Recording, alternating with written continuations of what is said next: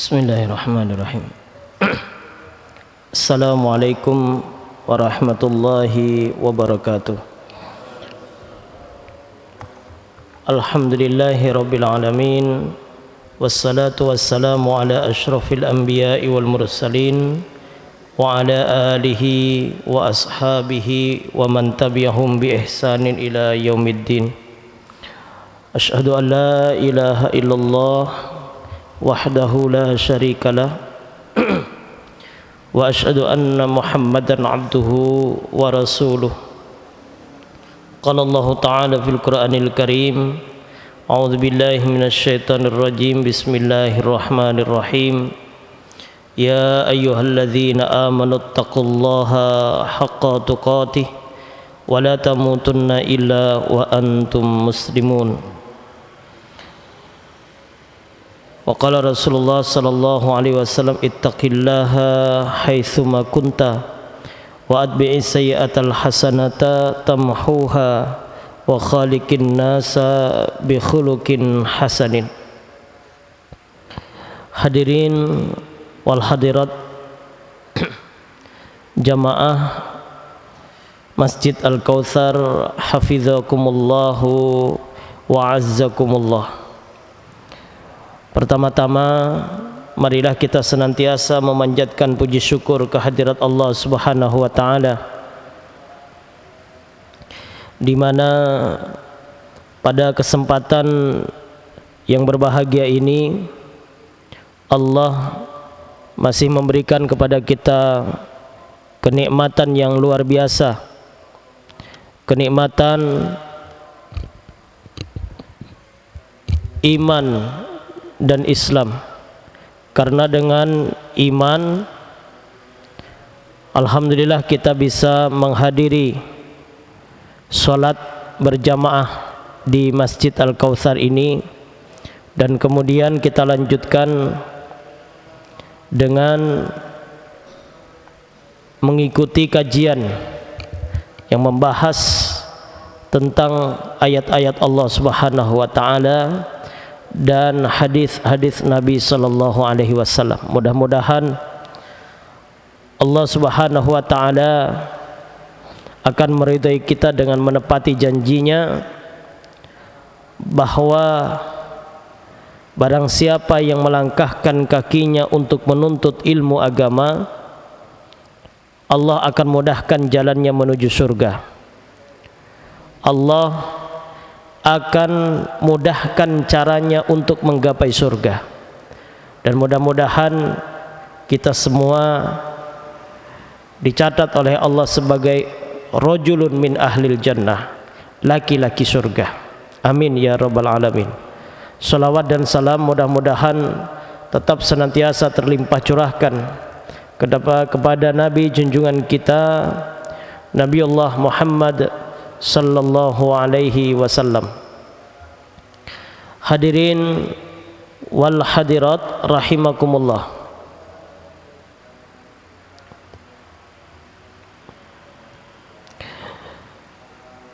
Alhamdulillah, pada pertemuan yang lalu kita sudah membahas tentang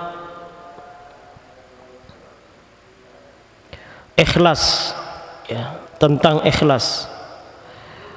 Hadirin rahimakumullah, ikhlas itu, sedikit saya mengulangi, ikhlas itu adalah ifradullah. Jadi memfokuskan tujuan hanya kepada Allah Subhanahu wa taala. Itulah ikhlas. Jadi tidak ada dan tidak tercampuri dengan tujuan-tujuan selain tujuan untuk Allah Subhanahu wa taala. Itulah ikhlas. Hadirin rahimakumullah, kita akan lanjutkan pembahasan tentang masalah ikhlas.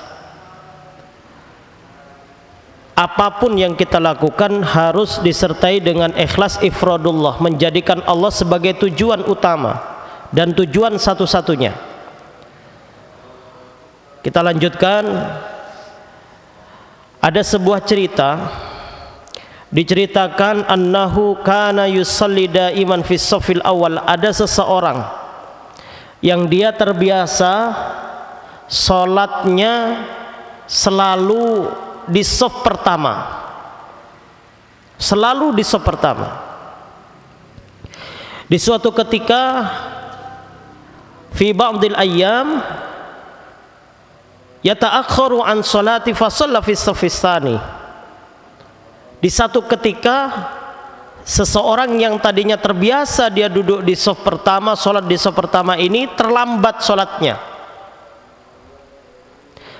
karena alasan suatu hal, ya, sehingga sholatnya masbuk.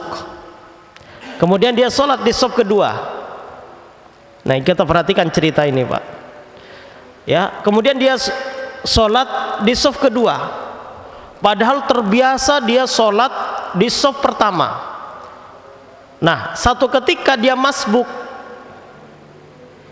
lalu apa yang terjadi? Kemudian dia terasa ketika sholat di shaf kedua itu jamaah yang lain pada ngeliatin, si fulan yang shafnya biasanya di shaf pertama jadi di shaf kedua, diliatin sama jamaahnya. Akhirnya apa? Si fulan yang tadi biasa terlambat, yang terlambat ini, yang baru sekali terlambat ini, ketika dilihat oleh salah seorang jamaah, dia merasa malu. Ya, dia merasa malu karena sholat di shaf kedua, yang seharusnya dia selalu sholat di shaf pertama. Di satu waktu dia terlambat, shaf kedua dia sholatnya, dilihat sama seseorang, kemudian dia merasa malu kalau sholat di shaf kedua, malu dilihat sama orang ketika dia sholat di shaf kedua. Nah, hadirin rahimakumullah, apa yang terjadi ketika seseorang ini yang masbuk ini tadi, si fulan ini yang masbuk dan sholat di shaf kedua ini merasa malu ketika dilihat oleh orang lain, maka di situ ikhlasnya hilang. Paham? Ikhlasnya jadi hilang, Pak. Jadi yang selama-lamanya yang dia bangun selama ini, dia sholat di shaf pertama, hilang begitu saja keridhaan Allah gara-gara dia sholat di shaf kedua karena masbuk dengan alasan tertentu, alasan yang masuk akal gitu ya. Kemudian dia malu dilihat orang, maka dia sudah hilang keikhlasannya. Ini ada salah satu cerita seperti itu. Hadirin rahimakumullah, inilah yang membuat amal seseorang itu menjadi hilang rasa ikhlasnya, karena dia takut, dia malu ketika dipandang seseorang itu tidak seperti yang biasanya dia lakukan, karena ada perasaan malu itu, Pak. Kalau biasanya kita datang ke pengajian, aktif datang ke pengajian, ke kajian misalkan, aktif datang, di satu waktu tidak datang, terus datangnya itu terlambat misalkan ke pengajian itu, ketika dilihat orang dia merasa malu karena terlambat pengajian, maka pengajiannya itu sudah tidak ikhlas. Ya, begitu pentingnya menjaga keikhlasan. Ikhlas itu gampang diucapkan, tapi masya Allah, benar-benar sulit sekali kita menjaga keikhlasan itu. Ya, sulit sekali kita menjaga keikhlasan itu. Inilah sebagaimana ya Allah Subhanahu wa taala berfirman di dalam satu ayatnya, ya, jadi ada sekelompok manusia yang dia itu seolah dia itu sudah berbuat amal soleh yang paling baik, Dia merasa amalnya sudah paling bagus, dia merasa dia sudah beramal soleh paling bagus. Tapi kata Allah Subhanahu wa ta'ala, dia dicap pada hari kiamat, ternyata dia termasuk orang yang paling merugi, Pak. Ya, seperti orang yang sholat ini tadi. Seperti orang yang sholat, yang biasanya sholat di shaf pertama, ketika sholat di shaf kedua karena terlambat, dia malu dilihat oleh banyak orang. Nah, itu masuk dalam pembahasan ayat ini, yaitu di dalam Al-Quran surat Al-Kahfi, surat yang ke-18 ayat 103.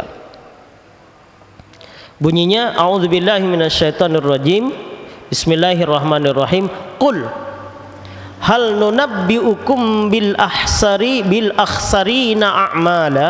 Wahai Muhammad,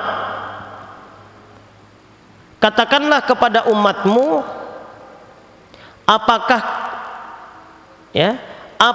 umatmu, apakah kalian mau aku berikan kabar bahwa ada seseorang yang beramal, dia merasa beramal soleh, tapi dia orang yang paling merugi. Wahai Muhammad, katakan kepada umatmu, apakah aku ingin memberitahukan kepada mereka tentang satu berita orang-orang yang paling merugi di dalam beramal. Ya, orang yang paling merugi, Pak, dalam beramal. Jadi beramal itu juga ada orang yang paling merugi, akhsarin, paling. Itu pakai ismu tafdhil kalau dalam bahasa Arab itu ya. Akhsarin itu ismu tafdhil, artinya paling merugi. Berarti sudah tidak ada lagi orang yang rugi paling lagi daripada merugi. Tapi meruginya bukan dalam hal bisnis, Pak. Meruginya a'mala, dalam dia beramal. Beramal jebule rugi. Siapa itu? Alladzina dhalla sa'yuhum fil hayatid dunya wa hum yahsabuna annahum yuhsinuna sun'a, yaitu orang yang tersesat dalam kehidupan di dunianya dalam beramal. Dia menganggap dirinya telah memperbagus amalannya, ternyata apa yang dia lakukan itu menjadi keburukan di sisi Allah Subhanahu wa ta'ala. Inilah amalan orang-orang yang paling merugi dalam beramal. Ya seperti tadi, Pak, sebagai contohnya saya tadi itu. Makanya ya, nanti kita akan sampaikan tentang beberapa asar atau maklumat atau kata-kata hikmah tentang masalah ikhlas ini. Ya, ikhlas dalam segala hal. Ya, ikhlas itu berat sekali, Pak. Melayani suami, melayani istri harus ikhlas. Ikhlas itu fokusnya kepada Allah. Melayani suami bukan karena kita meminta untuk suami memandang kita menjadi istri yang solehah, enggak, tapi karena Allah. Kita juga berbuat baik kepada istri, kepada anak-anak, ya, itu juga fokus ikhlas karena Allah Subhanahu wa ta'ala. Membantu orang lain, menjamu tamu, semuanya harus ikhlas. Bersedekah harus ikhlas, walaupun ada pepatah, saya tidak butuh ikhlasnya tapi yang butuh jumlah sedekahnya, misalkan begitu. Enggak, harus ikhlas, Pak. Semuanya harus ikhlas, terfokus kepada Allah Subhanahu wa ta'ala. Ada beberapa perkataan ulama tentang masalah ikhlas ini. Yang pertama, qala Ya'qub, ulama yang bernama Ya'qub berkata, al-mukhlisu may yaktumu hasanatihi kama yaktumu sayyiatihi. Kata Ya'qub, orang yang ikhlas itu, ya, orang yang ikhlas itu orang yang mampu menyembunyikan kebaikan-kebaikannya sebagaimana dia mampu menyimpan dan merahasiakan kejelekan-kejelekannya. Itu orang yang ikhlas. Orang yang ikhlas itu tidak pernah menceritakan kebaikan-kebaikannya, sebagaimana orang itu seseorang tidak akan pernah menceritakan kejelekan-kejelekannya. Jadi kalau ada orang yang menceritakan kejelekan dia, nah itu berarti nggak waras, ya. Nah, orang ikhlas itu orang yang pinter tidak berbicara tentang kebaikannya. Wah, saya tadi ke pengajian, saya alhamdulillah rutin pengajian di Masjid Al-Kautsar. Alhamdulillah tuh pematerinya ini. Itu sudah tidak ikhlas. Misalkan baru habis kita donasi kemana gitu ya, berkunjung kemana dalam rangka beramal soleh. Nah ini sekarang kadang-kadang medsos itu bahaya bener Pak ya. Kita membantu orang, selfie dulu sebagai rukun iman yang keenam buat dia ya, rukun apa, rukun iman yang ketujuh ya, supaya yakin kan harus selfie itu. Jadi bersedekah, berdonasi, membantu orang bencana misalkan, itu harus selfie dulu Pak ya. Kalau dibuat dokumentasi nggak apa-apa, tapi harus disimpan. Nah ini tidak, donasi itu ya, si fulan menyerahkan donasinya kemudian selfie dengan orang yang diberi donasi itu, kemudian dipasang di statusnya. Itu gejala-gejala yang sekarang terjadi seperti itu. Akhirnya apa? Bisa menghapus keikhlasan. Berbeda misalkan kalau kita di status misalkan ya mengajak orang pengajian, bukan berarti itu tidak termasuk kepada menghilangkan keikhlasan. Yuk nanti malam kita pengajian, yuk ngaji bareng di Masjid Al-Kautsar. Nah itu berarti kita nggak riak, ngajak namanya ya, dakwah. Tapi kalau misalkan udah pengajian gini, cekrik foto, alhamdulillah saya sekarang lagi di pengajiannya Ustadz ini fulan-fulan, nah, itu bisa menghilangkan keikhlasan ya. Maka kata Yakub, orang yang ikhlas itu orang yang mampu menyimpan rapat-rapat kebaikan-kebaikan dia. Apapun kebaikan yang dia lakukan disimpan rapat-rapat.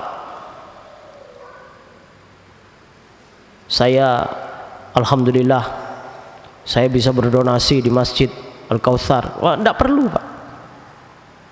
Ini Yakub, menurut perkataan ya Yakub. Ya. Alhamdulillah hari ini hari Jumat tanggal 13 Januari 2023 saya sudah menyerahkan 10 sak semen. Nah, misalkan begitu. Enggak perlu Pak. Kemudian diposting, dibuat videonya. Ya. Seperti itu. Kenapa? Karena kata Yakub, orang yang ikhlas itu orang yang mampu menyembunyikan seluruh kebaikan-kebaikannya. Ya kecuali yang bisa kasat mata. Ya. Sholat, masuk mau disembunyikan ya nggak mungkin Pak. Tapi tidak pernah bercerita kalau dia selalu sholat di mana gitu. Saya selalu sholat di saf pertama. Nah, enggak begitu. Cukup disembunyikan. Seperti saya pernah mendapatkan satu ajaran ya, ini mungkin bisa kita gunakan juga. Ajaran ada seorang kiai yang pernah memberikan nasihat kepada saya. Begini kata beliau, buatlah, oleh kita ini dianjurkan untuk membuat satu amalan, yang amalan itu tidak siapapun mengetahuinya, siapapun tidak mengetahuinya kecuali hanya Allah dan dia sendiri. Dan dengan amalan itu, ketika kita membutuhkan sesuatu yang sangat mendesak, pertolongan yang sangat mendesak, maka curhatlah dengan Allah dengan mengungkit-ungkit amalan itu. Contoh, misalkan ini contoh ya terserah nanti panjenengan mau praktekkan yang ini atau mencari amalan yang lain. Itu dari saking pentingnya menjaga keikhlasan, Pak. Jangan sampai, ya ini kata Yakub ini, menyembunyikan serapat-rapatnya kebaikan yang kita lakukan. Misal kita mengadakan satu amalan solawat, membaca solawat, ya, solawat Ibrahimiyah sehari 10 kali aja, nggak usah banyak-banyak, 10 kali. Dan itu kita lakukan di setiap hari pada habis subuh misalkan. Itu terus dilakukan, Pak, tidak pernah lupa dan tidak pernah terlewat apapun keadaannya. Contohnya seperti itu. Dan tidak ada yang tahu, nggak ada yang tahu, nggak boleh ada yang tahu. Istri nggak boleh tahu, suami nggak boleh tahu, anak nggak boleh tahu, tetangga apalagi orang jauh nggak boleh tahu. Lah, amalan yang dengan sholawat yang 10 kali ini, ketika kita mendapatkan masalah, misal mudah-mudahan kita tidak mendapatkan masalah yang berat, kita mendapatkan cobaan hidup, maka kita minta sama Allah dengan mengambil dengan mengungkit-ungkit sholawat tadi yang kita dawamkan, yang kita istiqomahkan setiap hari itu, kita ungkit-ungkit. Nah, si kiai ini bercerita tentang kisah 3 pemuda yang masuk terjebak di dalam gua, ya. Jadi dari saking, dan tidak ada yang tahu tentang amalan 3 pemuda itu, tidak ada yang tahu, sehingga pemuda itu terjebak di dalam gua. Tahu-tahu pintu guanya tertutup dengan batu yang sangat besar, dan itu ada di kitab Fathul Majid, disampaikan ya di dalam kitab Fathul Majid oleh Ibnu Abbas. Lah, itu nasihat buat kita dan harus dijaga, benar-benar dijaga. Tidak boleh ada yang tahu tentang amalan ini. Inilah pengertian daripada kata Yakub ini, al-mukhlis may yaktumu hasanatihi kama yaktumu sayyiatihi. Orang yang ikhlas itu adalah orang yang mampu menyembunyikan kebaikan-kebaikannya sebagaimana dia berusaha semaksimal mungkin untuk menyembunyikan kejelekan-kejelekannya.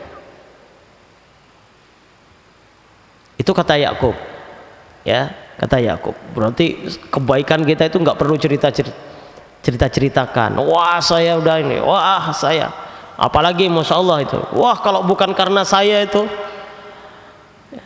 wah kalau bukan karena saya, oh, itu tidak jalan itu acaranya.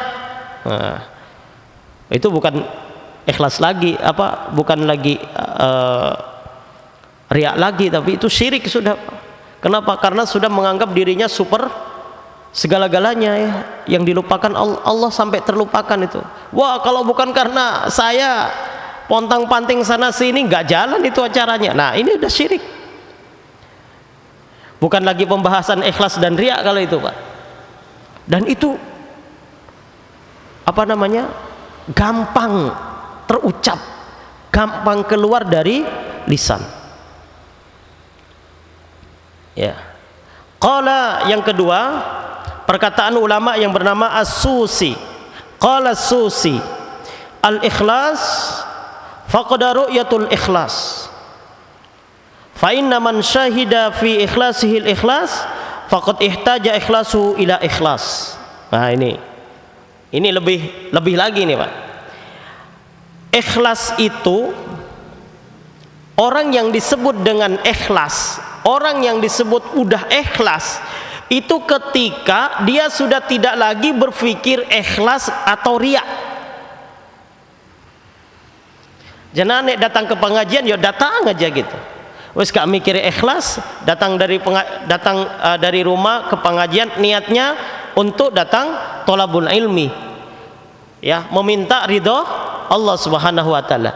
Sudah enggak berpikir, loh nanti saya bisa ikhlas enggak ya? Oh, nanti saya riya enggak ya? Ah, itu enggak terpikir, Pak. Kata Susi, As-Susi, bukan Susi ya. Kata As-Susi ini, ikhlas itu kalau kita sudah tidak lagi melihat antara ikhlas atau riya. Ya, antara ikhlas atau riya, sudah tidak lagi. Barang siapa yang masih menyaksikan keikhlasan dalam ikhlasnya, ya, barang siapa yang masih mendapati dan bertanya-tanya tentang keikhlasan dirinya untuk ikhlas, maka keikhlasan orang tersebut masih membutuhkan proses untuk ikhlas lagi, Pak. Jadi begini, kalau kita ini ikhlas, itu sudah tidak lagi berpikir kita ini ikhlas apa enggak, ikhlas apa riya. Nanti saya takutnya riya, nanti saya bisa ikhlas enggak. Kalau sampai ada perasaan ikhlas atau tidak di dalam jiwa kita, masih berpikir kita ikhlas atau tidak untuk kita beramal ikhlas, berarti kita masih membutuhkan proses untuk ikhlas lagi. Itu masih belum ikhlas, Pak. Paham? Paham ya? Nek misalkan jenengan datang ke sini mau pengajian setiap Jumat, pokoknya saya setiap Jumat udah diniatin dari rumah, setiap Jumat pada maghrib mau ikuti kajian di Masjid Al-Kautsar, siapapun pematerinya misalkan. Tahu-tahu pematerinya jenengan tidak begitu kenal.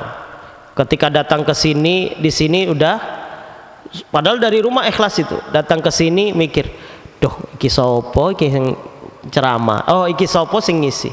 Itu sudah butuh lagi, itu sudah nggak ikhlas, dan itu sudah butuh proses lagi untuk mengikhlaskan diri. Udah kayak gitu. Orang ikhlas itu begini, Pak. Setiap udah diniatin, pokoknya saya kalau sudah Jumat pada maghrib, kalau ada di rumah tidak kemana-mana, saya mau datang pengajian di Masjid Al-Kautsar, siapapun pematerinya. Ketika datang ke Masjid Al-Kautsar Jumat pada maghrib, pematerinya kita tidak kenal, mohon maaf, kok isini ngini. Namanya ikhlas itu, ya, sudah tidak lagi berpikir itu pematerinya siapa, maka dia akan cerna isi dari materinya itu. Kalau ada yang baik dan benar, maka dia akan ikuti. Tetapi ketika ada yang kurang baik dan kurang benar menurut Al-Quran, dia tidak akan jauhi atau dia akan ajak diskusi pematerinya. Itu namanya ikhlas. Bukan berarti aduh sing ngisi kok iki tiba itu sudah enggak ikhlas. Berarti apa? Dia butuh proses untuk ikhlas.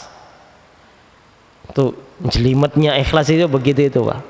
Makanya Masya Allah, orang yang ikhlas itu tenang hidupnya, ya. Orang yang ikhlas itu akan merasakan ketenangan dalam hidupnya, nyaman hidupnya, tidak terkekang hidupnya. Itu orang yang ikhlas, ya. Orang yang ikhlas seperti itu. Kenapa? Karena dia sudah tidak lagi berpikir tentang masalah ikhlas atau riaknya, tapi yang dia pikirkan adalah bagaimana saya bisa menuntut ilmu, bagaimana saya bisa bertolabul ilmi, bagaimana saya bisa mempelajari tentang ayat-ayat Allah Subhanahu wa taala. Ya.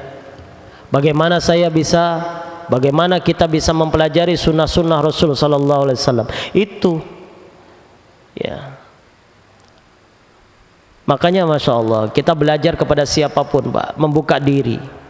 Kepada siapapun kita belajar, jangan milih-milih, ya, jangan milih-milih kecuali yang memang kita sudah benar-benar tahu bahwa yang akan disampaikan itu semuanya udah nggak benar.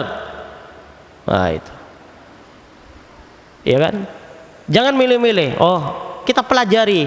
Barangkali ada suatu kebaikan yang terselip di situ, yang bisa kita ambil pelajarannya. Kalau ada yang kurang baik menurut kita, pemahaman kita, dan itu sudah dengan dasar dan dalil yang benar, ya sudah, kita tinggalin kalau itu tidak sesuai, atau kita ajak diskusi. Nah sekarang orang diskusi ini bertanya itu sudah dilupakan, sehingga apa yang terjadi? Ya akhirnya saling-saling memvonis, Pak, saling menjatuhkan hukum. Nah seperti itu. Fas'alu ahla dzikri in kuntum la ta'lamun. Bertanyalah engkau tentang sesuatu kepada orang yang mampu dan punya keahlian tentang itu kalau kamu memang benar-benar nggak tahu. Kalau kita tidak tahu ilmunya bertani, ya tanya sama orang yang pintar tani, jangan tanya sama orang yang pintar nukangi. Lah orang pintar nukangi, tukang ditanyain tentang masalah tani, ya nggak mungkin bisa jawab. Seperti itu. Nah, hadirin rahimakumullah, ini kata As-Susi. Kata As-Susi lagi,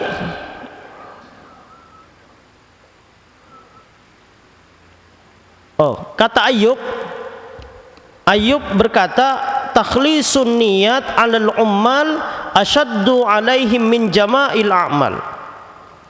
Ya, mengikhlaskan niatnya untuk seorang aktivis, ya, seorang aktivis mengikhlaskan niat itu jauh lebih berat daripada melakukan aktivitasnya. Berarti apa? Kalau kata Ayub ini, mengikhlaskan hati itu masya Allah lebih berat daripada melakukan. Sholat itu gampang, Pak. Gampang sholat itu. Datang ke masjid sholat. Yang paling sulit itu, yang paling berat itu menjaga keikhlasannya. Paham ya? Ya? Kita misalkan mau infak 500.000, gampang 500.000. Yang berat itu menjaga keikhlasannya itu loh. Niatnya itu yang sulit daripada melakukan apa yang dia niatkan. Ya, itu yang lebih sulitnya di situ. Wah, nyumbang ini, udah. Kalau melakukan itu gampang, Pak. Gampang. Mudah. Yang lebih sulit itu menjaga supaya kita tetap ikhlas. Itu yang paling sulit.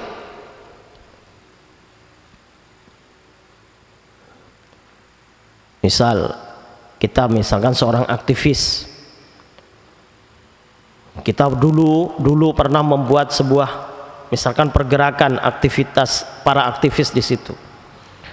Kemudian lama-lama jalan terus dan berkembang aktivitasnya itu berkembang, perjuangan dia terhadap Islam berkembang. Lalu satu ketika dia keceplosan bicara begini, itu dulu saya yang mendirikan, itu dulu saya yang merintis, dulu saya dengan ini yang merintis. Wah, itu sudah hilang keikhlasannya, Pak.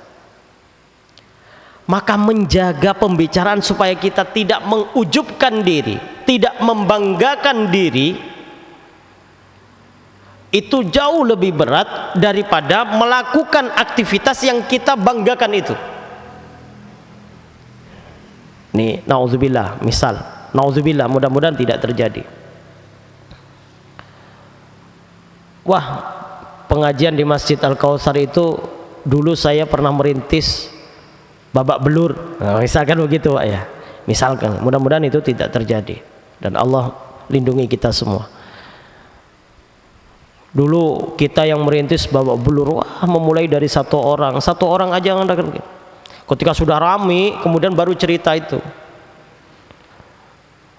Nah, jadi menjagalah ketika kita berbicara itu, Pak, babak belur segala macam, kesusah payahannya segala macam, ini yang kemudian akhirnya menghilangkan seluruh apa yang pernah kita lakukan. Maka kata Ayyub, takhlisun niyatu 'alal ummal asyaddu 'alaihim min jami'il a'mal. Menjaga keikhlasan itu justru sangat berat daripada melakukan aktivitas itu.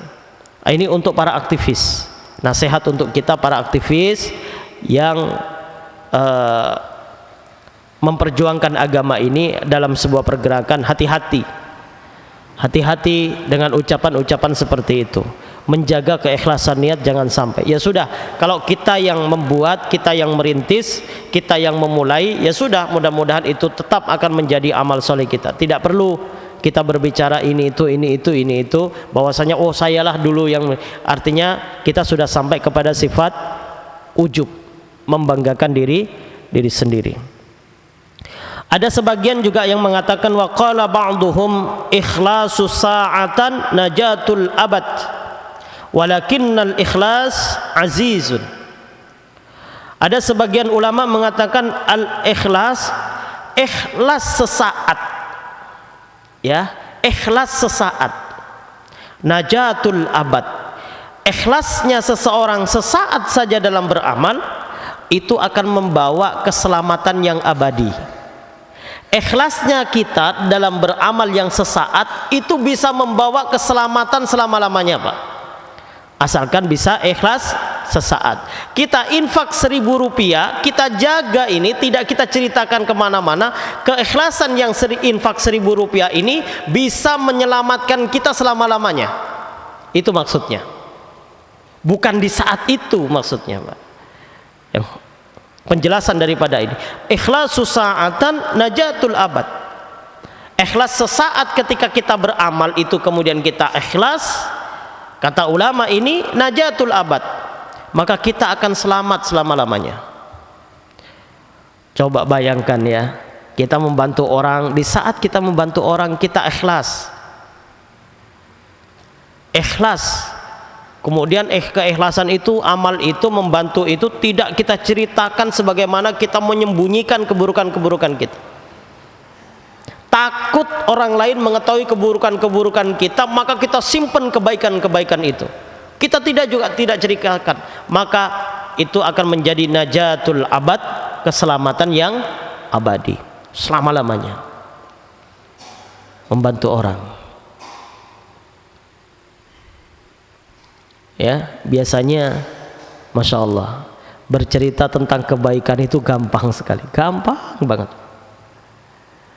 Maka kata Yakub tadi, yang pertama kali perkataan Yakub itu luar biasa berat. Coba kita belajar, ya, belajar kita menyembunyikan serapat-rapatnya kebaikan-kebaikan kita, kebaikan-kebaikan amal kita, serapat-rapatnya, hatta walaupun itu guyon, bercanda, ya, walaupun hanya sebatas bercanda, Pak. Yuk kita belajar bersama-sama. Inilah butuhnya tazkiyatun nafas, inilah butuhnya kita belajar metode penyucian jiwa. Yuk kita sama-sama belajar mengikhlaskan diri, bagaimana kita bisa menyembunyikan kebaikan-kebaikan kita, sebagaimana kita berusaha mati-matian menyembunyikan keburukan-keburukan kita. Maka fokuskan semuanya karena Allah Subhanahu wa ta'ala. Sudah fokuskan karena Allah. Kita jadi panitia pembangunan masjid lillahi ta'ala. Kita menjadi pembangunan panitia apa misalkan begitu ya, udah fokus lillahi ta'ala, ikhlaskan untuk Allah. Kita diajak kerja bakti, ikhlaskan. Nanti ngobrol-ngobrol, kumpul-kumpul, cerita, aku kemarin kerja bakti di mana? Wah, di sana, di masjid misalkan, di masjid ini rame, enak, bareng-bareng satu jamaah masjid rame, cepat selesai. Dah, itu sudah rusak, Pak. Itu sudah rusak. Inilah yang dinamakan al-afat, kata As-Susi. Inilah perusak keikhlasan itu. Makanya Imam Asy-Syafi'i rahimahullah itu memberikan nasihat yang sangat luar biasa, Apa itu? Al-aqlu qabla al-qaul wal amal. Al-aqlu qabla al-qaul wal amal. Kata Imam Asy-Syafi'i, hendaknya kamu harus menggunakan logikamu, akal sehatmu sebelum kalian bertindak dan berucap. Ya, sebelum kita berbuat sesuatu, sebelum kita berucap sesuatu, kata Imam Asy-Syafi'i, terlebih dahulu kita siapkan apa? Akal kita, logika kita. Nah, jadi sebelum berucap itu terlintas dulu, ini kalau saya ceritain gimana ini? wah nggak cocok, nanti ikhlasnya kurang, rusak. Udah, jangan ceritakan. Wah ini kalau saya ceritain ini begini, wah kalau saya bertindak begini nanti ketahuan kalau saya memang kebiasaan saya begini. Ya nggak usah, jadi nggak perlu ya. Jadi kebaikan-kebaikan itu kita sembunyikan sebagaimana kita menyembunyikan keburukan-keburukan. Maka cukuplah bagi kita jamaah rahimakumullah perkataan Yakub ini, ya, bahwasanya ikhlas itu harusnya kita fokus kepada Allah Subhanahu wa taala, tujuan kita hanya Allah, tujuan kita hanya mengikuti sunnah Rasulullah, kemudian kita sembunyikan kebaikan amal-amal itu sebagaimana kita menyembunyikan keburukan-keburukan kita. Ya, insyaallah tenang kita hidupnya kalau beramal dengan ikhlas. Usaha, yuk kita usaha bareng-bareng ya, siap ya? Ya, beramal ikhlas. Tadi beramal ikhlas itu berarti kita sembunyikan keikhlasan. Amal-amal kita itu kita sembunyikan. Nggak usah cerita-cerita. Nggak usah buat status tentang amal-amal kita. Nggak perlu. Ya. Alhamdulillah setiap hari pagi dan sore selalu tidak lupa membaca al-ma'thurat. Berbeda dengan begini, misalkan buat status, jangan lupa setiap pagi dan sore selalu membaca al-ma'thurat. Nah, itu beda lagi, itu sifatnya ajakan Pak. Coba, makanya sebelum buat status itu dipikir. Makanya kata Imam Syafi'i tadi, al-aqlu qabla al-qaul wal amal. Difikirkan dulu madarat dan manfaatnya. Oh ini status ini kalau begini benar enggak ya? Nah, oh kalau begini benar enggak? Ini pas enggak? Ini riya, ini ikhlas atau bagaimana? Ini dakwah, ini ajakan atau apa? Hadirin rahimakumullah. Itulah beberapa perkataan-perkataan ulama tentang masalah ikhlas, ya, tentang masalah ikhlas. Insyaallah kita pada pertemuan yang akan datang dilanjutkan lagi tentang masalah tazkiyatun nafas, penyucian jiwa ini. Dan ini Masya Allah terus berlanjut, metode-metode seperti ini kita belajar bersama-sama ya. Saya juga bukan orang yang paling bersih, suci, tidak, tapi mudah-mudahan Allah menjadikan kita semua belajar bersama-sama dan berupaya untuk mengikuti apa yang sudah digariskan oleh Allah. Itu maksudnya, itu tujuannya. Jadi kita belajar supaya kita juga tetap terkontrol. Yang selama ini belum faham, ya kita juga terkontrol. Ya, kita yang hadir, kemudian jamaah yang mungkin mengikuti dari streaming, jamaah yang mungkin menonton YouTube-nya di Masjid Al-Kautsar, juga tidak masalah. Ya, di situ ada urutan-urutan bagian 1, bagian 2 sampai bagian yang kelima hari ini. Dan ini akan terus berlanjut jamaah. Ya. Jika ada yang mau ditanyakan, silahkan bertanya, kita diskusikan. Ya, kita diskusikan. Artinya kita belajar metode penyucian jiwa tazkiyatun nafas ini, kita belajar bersama-sama. Belajar mengkaji bersama-sama. Ada yang tidak kita fahami ya kita diskusikan. Mungkin di sisa waktu yang sedikit ini ada yang mungkin mau disampaikan atau mau didiskusikan dari antum semua. Silahkan sebelum saya tutup. Ada yang mau ditanyakan Pak, Bu? Ya.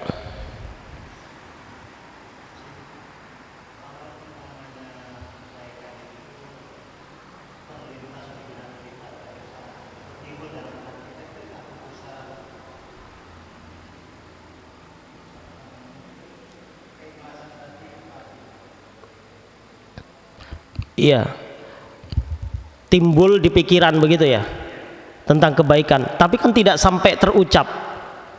Ya, tidak sampai terucap. Sama dengan begini Pak. Ada sebuah hadis mengatakan, barang siapa yang berniat jahat, buruk atau bermaksiat, baru niat, belum dilaksanakan, maka Allah catat kepadanya untuknya satu kebaikan. Ya. Tapi ketika kita berniat kemaksiatan, berniat buruk, kemudian niatan yang buruk itu dilakukan, maka dicatat untuk kita keburukan. Maka tadi kita mengatakan begini, Imam Syafi'i tadi mengatakan al-aqlu qabla al-qaul wal amal. Berpikir dulu secara logika sebelum kita bertindak, berbuat dan berucap. Selama itu belum terucapkan atau belum kita lakukan yang bisa merusak keikhlasan itu, maka tetap kita bisa menjaga keikhlasan. Seperti itu. Ya. Jadi misal nih, kita sudah berinfak 1 juta. Tahu-tahu kita ngobrol di luar. Ketemulah sama temen yang juga dia jamaah Masjid Al-Kautsar juga. Ketika ngobrol hampir keceplosan. Baru terlintas, wih, astagfirullahaladzim, hampir saya cerita, misalkan begitu. Hampir cerita kalau saya dulu pernah infak juga di Masjid Al-Kautsar. Maka ketika kita bisa menahan diri untuk bercerita itu, maka keikhlasan kita itu sudah terjaga, enggak rusak keikhlasannya, tetapi kita masih butuh proses untuk lebih ikhlas lagi, Pak. Paham? Ya. Artinya apa? Kalau masih terlintas, masih ada di sini, masih ada di ingatan kita bahwa kita pernah berdonasi di Masjid Al-Kautsar 1 juta itu tadi, berarti kita masih butuh proses untuk lebih ikhlas lagi. Paham? Bisa difahami, Pak? Ya, bisa ya? Bisa difahami? Oke. Saya kira itu yang bisa kita sampaikan. Insyaallah bagi pemirsa juga, kalau ada yang mau ditanyakan silakan bertanya di link YouTube-nya. Insyaallah kita akan jawab pada pertemuan berikutnya. Nanti bagi jamaah juga bisa berdiskusi. Ya, hadanallahu wa iyyakum ajma'in. Subhanakallahumma wa bihamdika asyhadu an la ilaha illa anta astaghfiruka wa atubu ilaik. Wa sallallahu ala sayyidina Muhammadin wa ala alihi washabihi wasallam. Walhamdulillahi rabbil alamin. Wassalamualaikum warahmatullahi wabarakatuh.